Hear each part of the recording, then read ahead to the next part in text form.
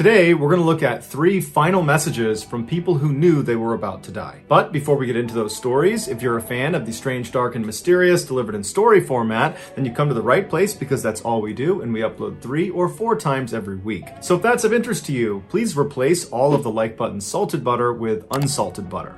Also, please subscribe to our channel and turn on all notifications so you don't miss any of our weekly uploads. All right, let's get into today's stories.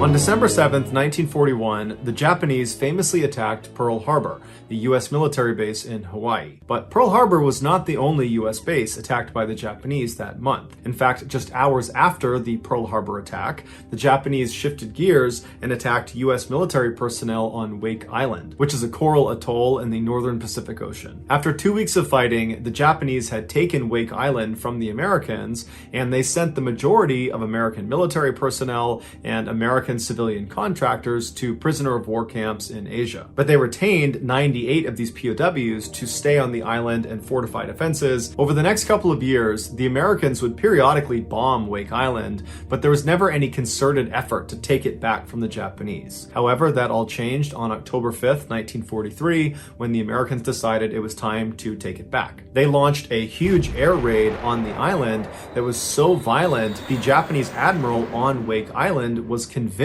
a full-scale invasion was imminent. And so in his paranoia, he ordered the 98 POWs they had retained on the island to be executed. And so they marched these 98 POWs to the edge of the sea, they blindfolded them, and then they gunned them down. But in the chaos of the air raid and the execution, one of the American POWs somehow managed to escape. After the Japanese had left the area, this POW snuck back down to the execution site, and he carved into the rock a memorial for all 98 of the POWs. So he was including himself in that number because I'm sure he knew he would eventually be recaptured. This was a small area and he was the only American there. And sure enough, this POW was recaptured that day and he was personally executed by the Japanese admiral. The identity of this POW has never been determined. After the war ended, the Japanese admiral that ordered these executions was tried for war crimes, found guilty, and put to death himself. The so-called 98 Rock can still be seen on Wake Island today.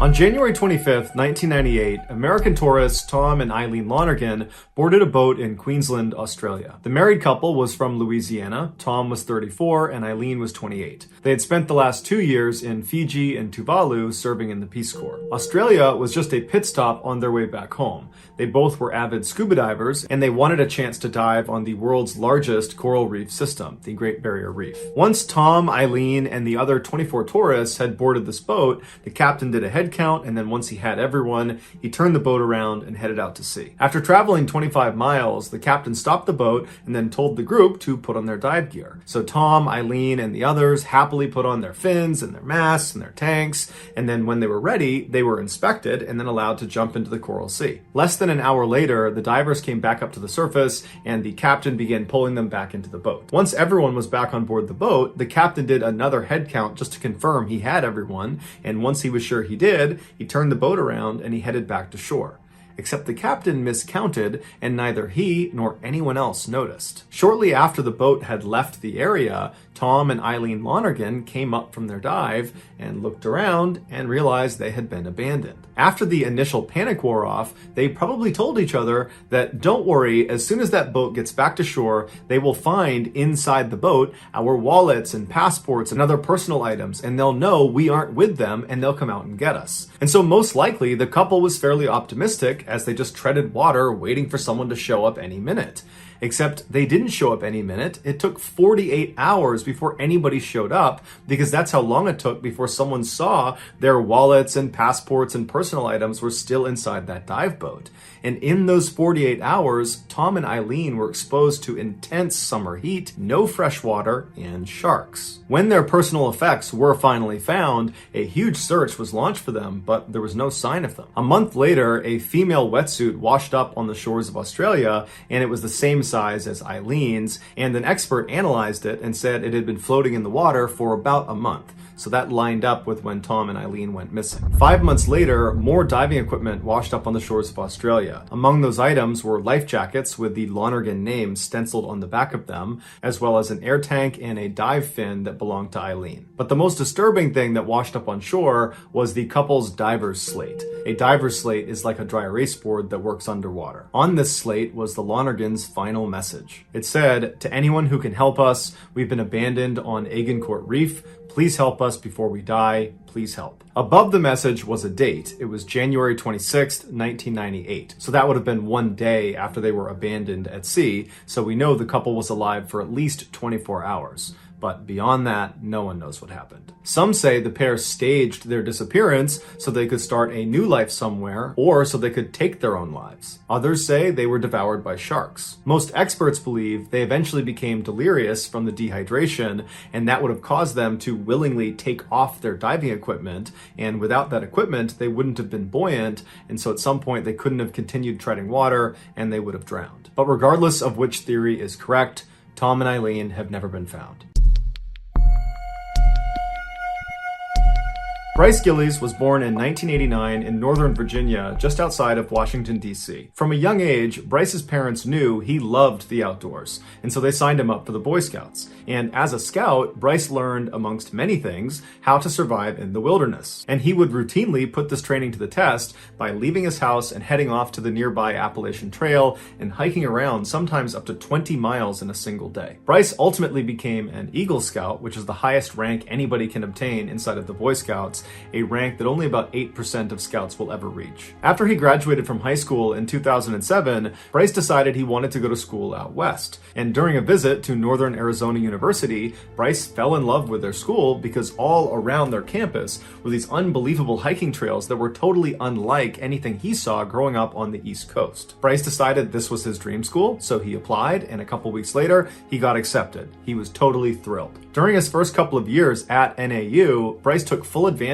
of these totally amazing hiking trails within a couple hours of the campus. He also spent some time overseas in West Africa, helping to build a medical clinic for people in need. During the summer break of 2009, so going into his third year at NAU, Bryce was still living out in Arizona in an apartment, and he still had a few weeks before classes started. And so he decided he would head off to the nearby Grand Canyon to do a little bit of hiking. He had recently read in an outdoor magazine about this lesser known but unbelievable trail that was just for experts in the canyon that he wanted to try. It was called the Deer Creek Thunder River Loop, and it brought hikers to this remote location where water gushed out of this huge limestone rock wall, transforming the desert landscape below into this unbelievable green oasis. The article said very strong hikers could complete this nearly 28-mile loop in about 3 days. Since Bryce considered himself a very strong hiker, he decided this was perfect for him. Bryce called his parents and let them know he was going to do this loop, and that when he came back in a couple of days, he'd be making a trip to Virginia to visit with them. Then Bryce called some friends in the area to see if they wanted to come with him on this hike,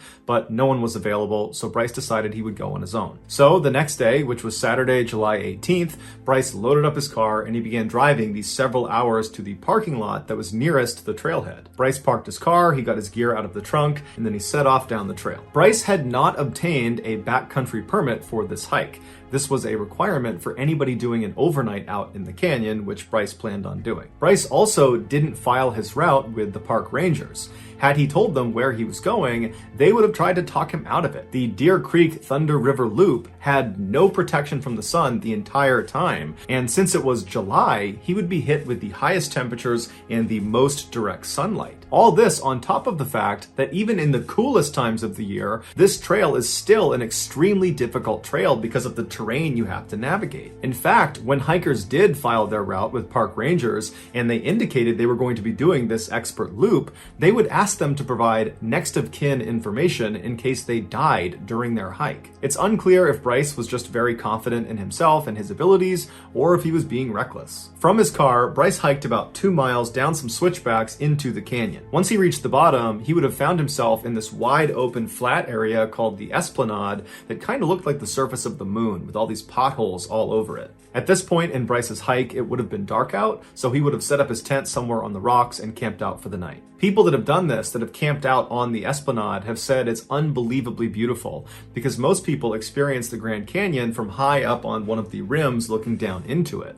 But the Esplanade is literally inside the canyon, so you have this unobstructed view in both directions, and apparently it's quite beautiful. The next morning, Bryce got up at sunrise, he packed up his campsite, and then he continued on his hike. The first challenge he would come up against that morning was navigating down what's called the Red Wall, which is a fairly steep and treacherous descent that for an experienced hiker, it would take about an hour to safely navigate. And then at the bottom of the Red Wall, you would enter into this area called the Surprise Valley. No one really knows why it's named that, but hikers who have been down in this valley, they think it's named after the surprise you feel when you get in there and you realize how much hotter it is. Typically, it's about 10 or 20 degrees hotter down inside of this bowl. After Bryce successfully navigated down the Red Wall, he entered into this totally miserable Surprise Valley, but he would have known he was only about a half-mile away from his target destination, the Deer Creek Thunder River, where he planned to jump in and cool off. So, eager to do that, Bryce took off, but made a critical mistake. He went the wrong way. While it's unclear exactly how this happened, experts believe his ears played a trick on him. Hikers are told as they're approaching this river in the middle of the desert, they should listen out for it, because when you get fairly close, you can hear the sound of rushing water. But hikers have to be careful because sometimes when the wind is blowing in a certain direction, that sound from the river will echo off the inside of this bowl and it will appear to come from the opposite direction. It's believed Bryce was following his map when he heard the sound of this river coming from a different direction, and so he abandoned the map and followed the sound. Bryce walked for quite a while in the wrong direction, all the way up a hill, and most likely the whole time he was hearing the sound of the water, and he probably thought, once I get over the top of this hill, I'll look down the other side and I will see the water.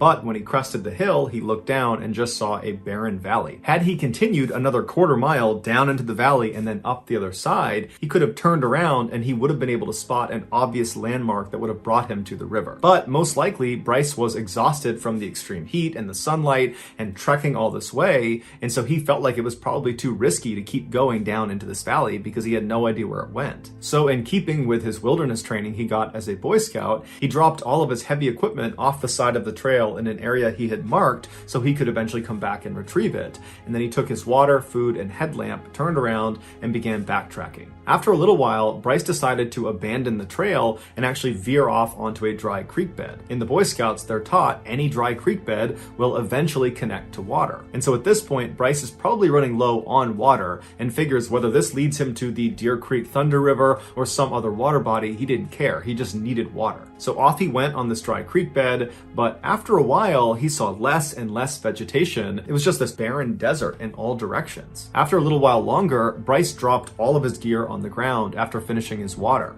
At this point, he would have known that if he doesn't find a water source soon, he won't make it. And so Bryce just continues to trudge along on this dry riverbed, not seeing any indication that he's getting any closer to water. But then he looks up and he sees the land in front of him appears to slope downward out of view. And then beyond that, he sees off in the distance what looks like the southern wall of the Grand Canyon. And below the southern wall is the Colorado River. And so Bryce would have known if he can just go down this decline, he's certain to reach this river and he'll be saved. And so Bryce made his way up to where the ground started going down towards the river, and he began safely descending fairly slowly, and then he reached a very steep section called a spill, which is a dry waterfall, and these vary in height, but they're pretty steep and they're pretty slick. Once Bryce went down one of these things, there'd be no way to get back up again. So this was a one-way trip. But Bryce was desperate. He knew his only chance was getting down to that Colorado River, which he could now see. And so Bryce scrambled down this first spill, and then he found another one, and he kept going down these spills, and they kept getting steeper and more challenging, and the temperature continued to rise as he went down deeper into this canyon. Finally, Bryce reached a spill that was very, very steep, and it was nearly vertical. But again, Bryce couldn't go back up the way he came. He had to keep going. So at some point, he threw himself off of the spill and he fell down 30 feet, but he lived. He stood up, he dusted himself off, and he continued walking forward. He walked past these boulders into this clearing, and right in front of him is the Colorado River. It's a half a mile straight down in front of him. But the only way to get to it was navigating another spill. And this spill was 80 feet tall, and it was almost completely vertical. There was no way to survive that kind of fall. And Bryce couldn't just turn around and try to find an alternate route because this was a one-way trip. He could not climb back up the spills he had just come down to get there. And to his left and to his right were these steep canyon walls that kind of bordered the space he was in that had no handholds on them, so he couldn't climb them up or down. Bryce was trapped, and he knew it. The following Tuesday, when Bryce was supposed to be home in Virginia visiting his family, he didn't show up. So his family tried calling him, but they couldn't get through to him. It seemed like his phone was off, and so they called the authorities. A search party was sent out in the Grand Canyon to go look for Bryce, and on Saturday, July 25th, so this is 6 days after Bryce has found himself trapped on that ledge overlooking the river, a search party was on the Colorado River, and they happened to look up in the direction where Bryce had been, and they noticed what looked like a person, and so they got their climbing gear, and they made their way up that spill onto this ledge, and they found Bryce. He was sitting up against a boulder, and he was deceased. He had died from heat stroke and dehydration. In his hand was his BlackBerry cell phone. It wouldn't have had any service inside of the canyon, but Bryce used it as a notepad to write a final message to his family and to his friends. In it, he writes, "Life is good whether it is long or short. I was fortunate to do much more than most people, and for that, I am very thankful." His message also had some humor thrown into it. He said to his family that he was really thankful he had his BlackBerry phone because it would have been a lot harder to etch his final message into a rock. He also said that he didn't know what the afterlife held for him, he just hoped they had water. Then, with his phone's battery dying, he wrote one final sentence. "I feel like going into the wild is a calling we all feel. Some answer it, and some die for it." Then, shortly after writing that message, Bryce clutched his phone to his chest and he passed away. He was just 20 years old. So that's going to do it, guys. If you found the secret in today's episode, let us know in the comments what it is and where you found it. And if you're the first person to do that, we will pin you at the top of the comments section. If you got something out of today's episode and you haven't done this already, please replace the like button's salted butter with unsalted butter.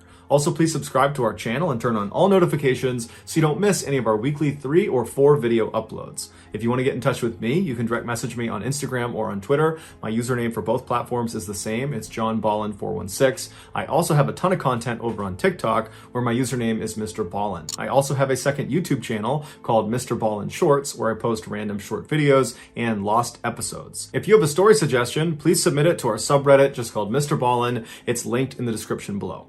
So whether I see you on Instagram, Twitter, TikTok, Reddit, YouTube, or some combination, just know that I really appreciate your support, and until next time, that's going to do it. See ya.